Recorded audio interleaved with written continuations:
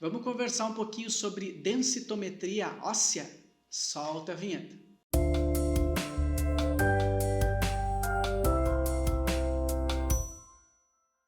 Tudo bem, pessoal? Dr. Matheus, chegamos ao quarto e último bloco dessa sequência do Além da Endocrinologia com o Dr. Carlos Jesus Heigert, meu professor de radiologia durante a minha formação no UFSM. E nesse último bloco, Jesus, a gente vai conversar um pouquinho sobre um exame que é bastante útil para avaliar a estrutura, não a estrutura, né, mas a massa óssea, a densidade óssea, que as mulheres, principalmente pós-menopausa, após os 65 anos, ou pessoas que tiveram alguma fratura, a gente precisa eventualmente pedir, né, dentro da endocrinologia. Muitas pessoas não sabem, mas a endocrinologista trata isso também na parte de osteometabolismo. E uma dúvida que as pessoas questionam quando a gente pede a densitometria, as pessoas comparam com o raio-x simples, né? Não é igual ao raio-x, o raio-x não dá para ver. Qual a diferença entre um raio-x e uma densitometria? Qual é a quantidade de radiação, né? Não, é um exame que tem raio-x, tem risco de câncer, todas essas coisas. Então a pergunta que eu te faço é essa, Jesus, assim, ó, é uma quantidade significativa de raio-x que tem na densitometria e qual é a diferença entre o raio-x simples do ponto de vista de avaliação para o risco de fratura? A densitometria ela é um raio-x de muito baixa dose. Tanto é que, se tu perceberes, quando vai fazer um raio-x, o técnico de radiologia ele fica numa salinha de comando que é fora da sala de aquisição do exame. E ele comanda o disparo do raio-x à distância, em forma de proteção. Ele olha por um vidro plumbífero do paciente que está fazendo o raio-x. A dose é tão baixa da densitometria que o afastamento da mesa que fica o técnico olhando e programando o exame, ela é 1,5 metro de afastamento da onde sai a emissão de raio-x. Então, ela é um raio-x de muito baixa dose. Se a gente for comparar, é uma dose semelhante a um raio-x odontológico. Com essa característica de baixa dose, ele não é um exame para diagnósticos de outras coisas, além da densidade mineral óssea. Ela é simplesmente para avaliar a densidade mineral óssea. O paciente fica deitado numa cama rígida e o tubo de raio-x em baixa dose faz uma varredura no paciente. Então, é raio-x? Sim, de muito baixa dose. Tá ótimo. Tu comentou, né, Jesus, que o paciente fica deitado numa cama enquanto é feita essa varredura do corpo inteiro. E uma coisa que a gente sempre cuida no exame é a posição, né, as imagens ali da coluna, do fêmur, né, que é o posicionamento, pensando em poder comparar isso aí depois. Eu queria que tu explicasse isso, né, esses cuidados que tem que se ter com a densitometria, da pessoa se posicionar adequadamente durante o exame e também outros cuidados que a gente tem que ter para poder comparar, até para saber se está melhorando, se não. Bem o que tu falaste, os locais clássicos definidos pela literatura para serem analisados são coluna lombosacra e fêmur proximal. E sempre a posição ela é importante porque se tu faz uma angulação diferente ou tu denomina vértebras diferentes em exames de anos diferentes, tu vai estar comparando coisas que não podem ser comparadas.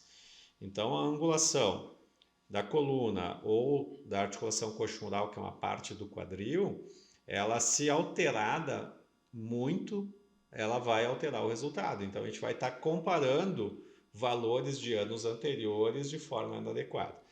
A densitometria, se a gente for pensar em utilidade para o paciente, ela tem utilidade ao longo dos anos. Um fator absoluto de 1 ano, é óbvio que ela vai te informar a densidade mineral óssea, e depois a gente vai falar como que a gente compara em relação a uma população jovem, uma população de idade semelhante à do paciente, mas é importante que a gente tenha uma noção ao longo dos anos, como que aquele osso vai se comportando, assim, porque a idade do paciente vai mudando e o valor de densidade mineral óssea que a gente vai utilizar como referência, é óbvio que vai mudando durante os anos e a gente vai ter uma noção de um gráfico comparativo. Então, isso é a importância de ter exames muito parecidos na forma de aquisição para a gente conseguir utilizar essa informação, de poder comparar e dizer se o paciente está piorando em termos de perda de massa óssea, se ele está mantendo a massa óssea ou se ele está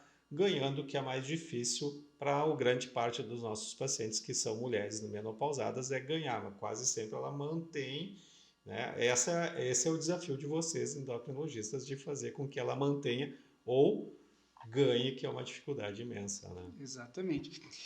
E como tu tocou ali, né, Jesus, outra coisa que os pacientes questionam, que tem as imagens, né, tem a imagem da coluna, a imagem do fêmur, tem um gráfico que a parte superior é verde, tem um amarelo e tem um vermelho, com uma curvinha ali dentro. E também tem o dois scores, que é o T e o Z, né? E as pessoas ficam com dúvida, assim, por que ter essas duas formas de medir, né? Qual é a diferença de um e do outro? Como é que o médico ali, o endocrinologista, interpreta isso? Qual que é mais importante? Queria que tu comentasse principalmente sobre isso, né? O T e o Z, qual é a utilidade deles e o que eles nos informam. Perfeito. Então, a medida da densitometria, ela é grama por centímetro quadrado. Essa é a medida de densidade mineral óssea da coluna e do fêmur. A gente só vai escapar desses lugares quando tem metal nesses lugares ou quando tem muita alteração óssea. Às vezes tem muita alteração degenerativa e a gente tem que fazer do punho. Então a gente acaba escapando desses lugares quando a gente não consegue por outras alterações. Tá. Então, a medida é densidade mineral óssea. A densidade mineral óssea ela pode ser comparada com um grupo de indivíduos de idade semelhante ou de pacientes jovens da mesma etnia. E o banco de dados, a máquina já tem esse banco de dados comparativo. Quando a gente compara essa densidade mineral óssea, que é dado em grama por centímetro quadrado, com pacientes jovens, ele te dá um score, uma comparação que se chama T-score. Quando ele compara com pacientes de mesma etnia, mas com idade semelhante, esse é o Z-score. Quando que a gente utiliza o T-score ou o Z-score? A gente utiliza o T-score para mulher menopausada. Todas as outras situações, mulheres não menopausadas, crianças, homens em outra situação, a gente vai usar o valor Z-score. Aquele gráfico que tu falaste ali, ele separa por cor em 3 grupos. Paciente normal, paciente que tem pouca perda óssea, que é uma osteopenia, ou muita perda óssea, que é uma osteoporose.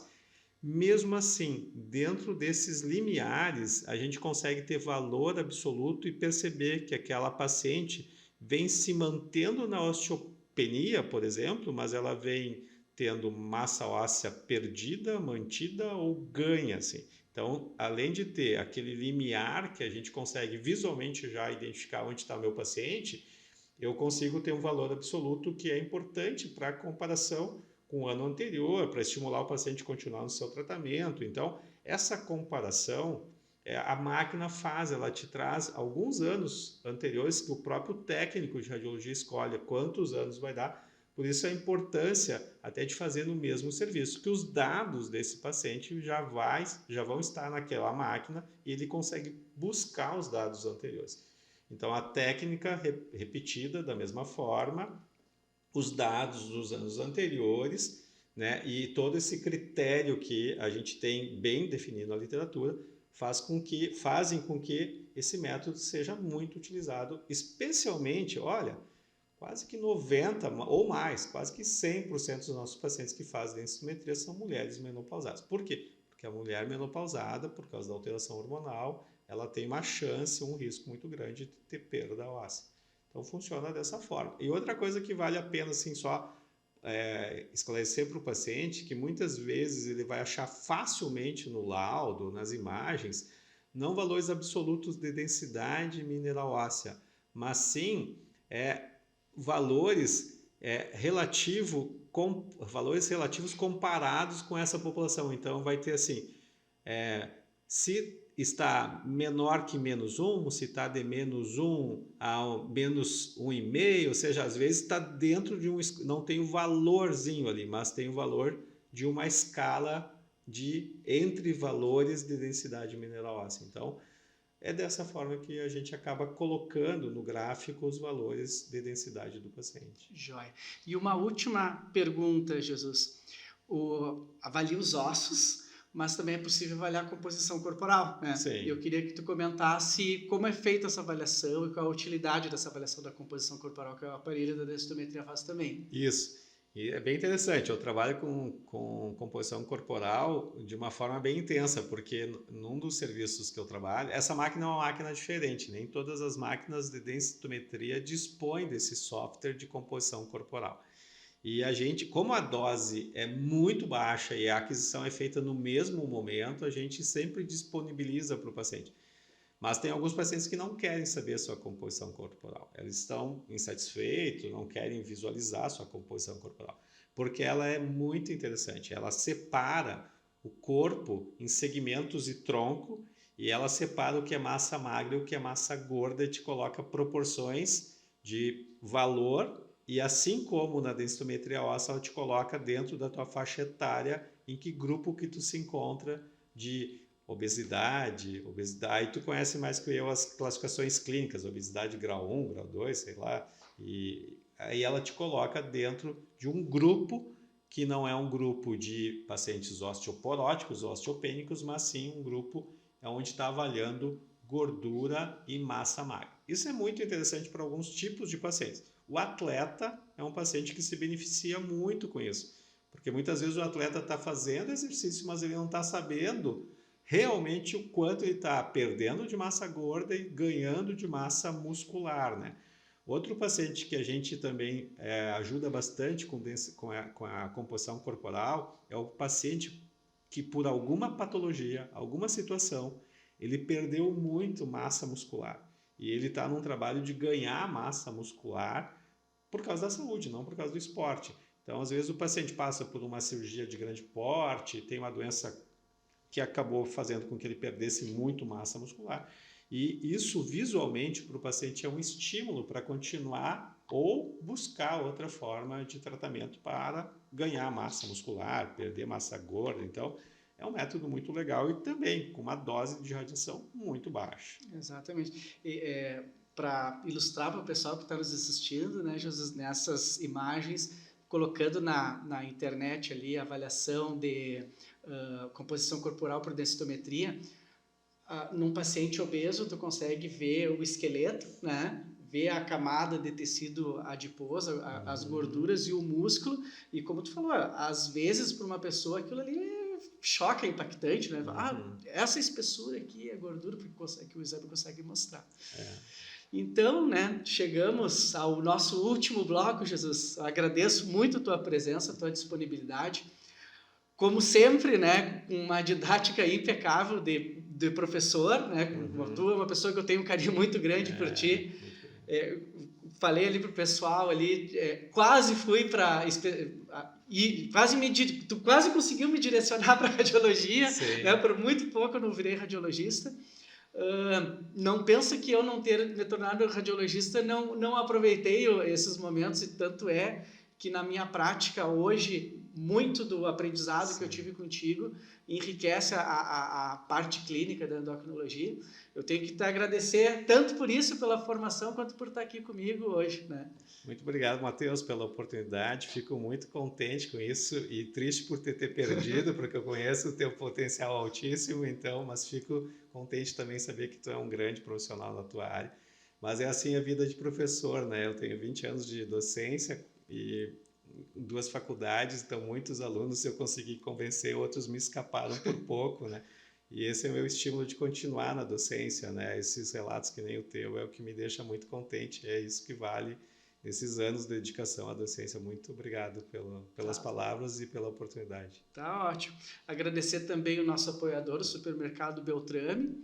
E, infelizmente, chegamos ao fim dessa série, né, pessoal, sobre exames radiológicos na endocrinologia. Quem gostou dessa série pode curtir os vídeos, compartilhar, se inscrever no canal, mandar dúvidas. Se precisar, já combinei com Jesus, a gente grava mais, né, Jesus? Muito. Um abraço e até a próxima.